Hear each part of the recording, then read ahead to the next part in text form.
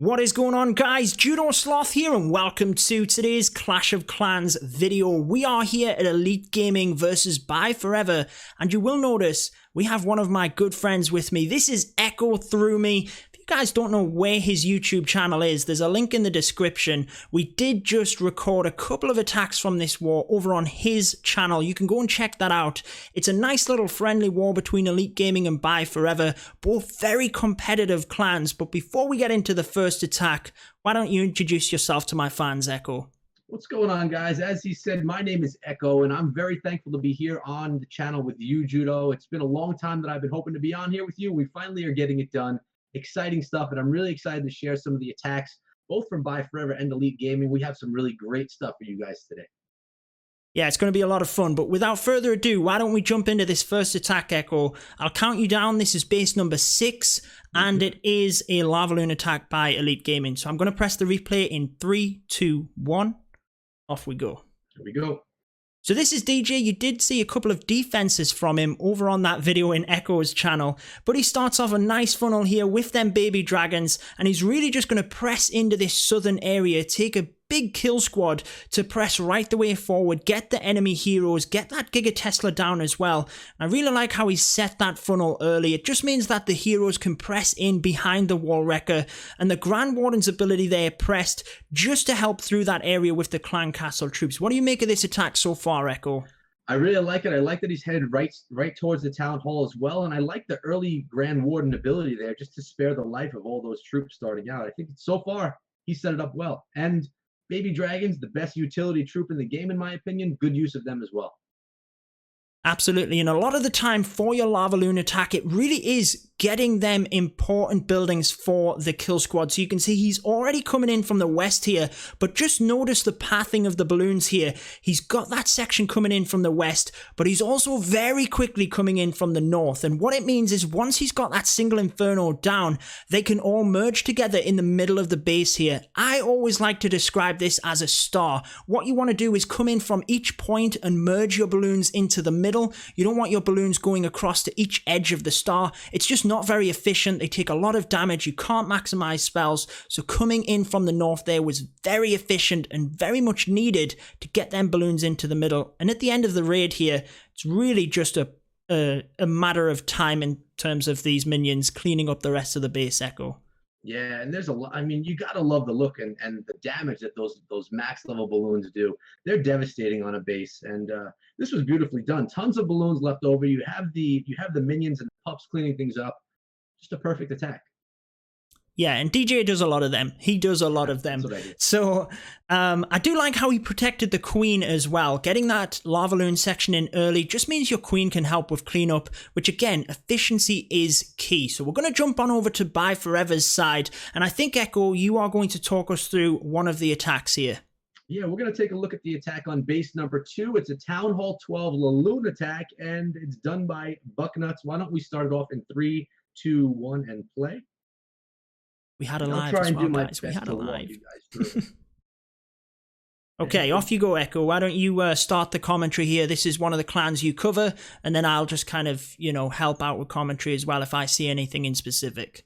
Sounds good to me. As you can see right now, we have that battle blimp coming in, dropping right on top of that first Inferno Tower, which is always nice. I kind of like the idea of getting rid of an Inferno Tower so you don't have to worry about it later on. The Infernos, the Eagle Artillery is always defenses that you have to kind of plan for because they could be so devastating. And at the same time, that clan castle was lured and now it's being pulled down towards the southern part of the base. You're right, I really like that. It's kind of an extension of a lot of people use the haste spell with just a couple of balloons, take out a defense, lure the clan castle, something like that. You see it a lot. That's basically an extension of that. He used the rage and the battle blimp, and he got so much value from the top of the base. And I really like just the queen coming in to snipe that Giga Tesla. We've seen how deadly it is at max level. It is key if you're coming in with an attack where your troops aren't quite as heavy built. They will go down straight away. So you need a plan for that, and he worked that really well. Yeah, and we saw that in the video the replay that you shared on my channel, where the Giga Tesla really just did some damage. Or maybe we didn't share that one. I don't remember. But either way, the Giga Tesla does a ton of work and can really be the worst enemy to balloons. But as you can see here, from the east, we have all these balloons rushing in right behind those lava hounds, and they're going to swarm the center of the base, coming into the core, getting themselves right on top of that eagle artillery, which is going to be clutch right there with that rage spell in the core as well. Yeah, I mean, it kind of, this attack epitomizes what I was just talking about in DJ's Lava Loon attack. Look at the pathing that he created by taking out the north of the base, taking out the south. The troops then just literally moved in one smooth movement from one side of the base to the other. Sends a couple of balloons in to kind of support the western side here, but it's not really mattered. There's so many balloons left over, it really didn't matter whether he had them balloons coming in or not. That's just amazing. Cloned all the lava pups as well. Interesting choice. I'm sure that's not what he wanted to do. Probably not. But as you can see, he didn't really have to deal with too much of the clan castle either, because it was the lava hound. And, he only really had to deal with that baby dragon. So I'm sure he planned for that ahead of time, knowing that the lava hound wasn't going to do much to his air squad coming into the base. Did you see that as well? That was fantastic. Right as he got the 3-star, the lava hound popped almost like a firework to celebrate the 3 stars. That was beautiful stuff. Perfectly awesome. Planned, right? I know. Okay, so let's jump back on across to one of Elite Gaming's attacks. I'm going to now show a Town Hall 11 3-star, and this is using the Hog Riders themselves, that Hog Wrecker strategy. You've seen it on my channel. I'm going to play that in 3, 2, 1. Off we go. So again, one of the things I want to highlight in this attack is really the value he gets from the kill squad. Again, I've said it so many times, but it really is choosing from the base how much you want to take from the kill squad versus how much you want to take from the Hog Riders. So in this case, he's creating the funnel with the wizards. That's very important. We know the Wall Wrecker doesn't need a funnel. It's going to just go straight across the base, but the troops behind it will clearly walk, and there's no good having your Wall Wrecker doing nothing, tanking for nothing. So the King and Queen now have that funnel. Notice the Golem as well. He's actually going to press right the way through this eastern side. There's a huge amount of defenses. We've got the King, Queen, the clan castle. There's a lot of damage coming in onto them troops. So the Golem is going to help press through. And you'll actually see that it helps to get more than what he anticipated here, I'm pretty sure. And then from there, it's really just using the Hog Riders on the back end, kind of that traditional Goho, if you will, bringing that section in, taking out the, the core of the base and using the Hog Riders on the back ends. What do you make of this attack, Echo? You couldn't ask more out of a kill squad right there. It took down everything that was essential to take down. The Grand's Warden ability was popped at the perfect time just to deal with the clan castle, so the dragon didn't do any harm. The Queen was there and didn't do any harm. Really just a beautiful entry to the base, textbook right there. Yeah, and he still had the hero's abilities. That Golem is still tanking. So even though it's not necessarily tanking the heroes now, it is going to tank for the Hog Riders coming in on the back end. And that's one thing just to take note, guys. Just think about where your Hog Riders are pathing. We have seen in bases where if they're really going to get to a thick area, you can always bring some troops onto that other side. Maybe even a Wall Wrecker in itself just to tank and then reinforce the Hog Riders. Obviously not needed in this case because he had that Golem, but it really did just get huge value from the kill squad. That's why I showed this attack, because it just made the rest of it easy, essentially. Yeah, this is a prime example, as in investing in a kill squad oftentimes pays off for you. It's difficult to cheap out on kill squad troops or funneling troops, because if it goes wrong, the rest of the attack often goes wrong as well. Absolutely. And I always say to people who are, trying to practice a certain attack, your kill squad is viable to any strategy, right? You're going to do a similar thing. So if anything, take a bigger kill squad and then just use, that particular strategy on the back end. And then you can expand from there in trying to take a smaller kill squad in order to make that other strategy take more of the role, if that makes sense, because it just helps you to be a bit more, what am I trying to say? A little bit more diverse in terms of your attacks that you can use for bases. Yeah, I agree. Kill squad doesn't change too much. It's the same across Town Hall levels. Yeah, so I think we have one more attack. Again, if you want to see more attacks from this war, hop on over to Echo's channel. We did do 4 attacks like this on his channel.